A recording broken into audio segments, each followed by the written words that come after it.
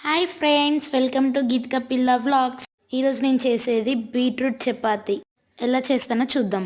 First beetroot cut చేసి పెట్టి కొన్ని వాటర్ వేసి మిక్సీ పట్టాలి. చపాతీ పిండిలో కొంచెం ఆయిల్, వాటర్, సాల్ట్ వేసి కలుపుకోవాలి. బీట్రూట్ మిక్సీ పట్టింది కూడా కొంచెం మొత్తం వేసేసుకొని కలుపుకొని పెట్టుకోవాలి. ఒక 10 or 20 minutes అలా మూత పెట్టేసుకోవాలి పక్కకి.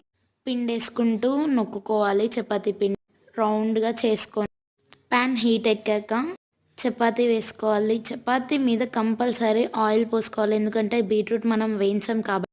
కొంచెం మంచిగా కాల్చుకున్నాక తిని టేస్ట్ చూస్తే వేరే లెవెల్ ఉంది. మీరు కూడా ట్రై చేయండి. ఇంకెలా చేయాలో కామెంట్ చేయండి. Please like, share, subscribe, watch full video. ఎలా ఉందో చెప్పండి, కంపల్సరీగా కామెంట్ చేయండి. Please like, share, subscribe friends.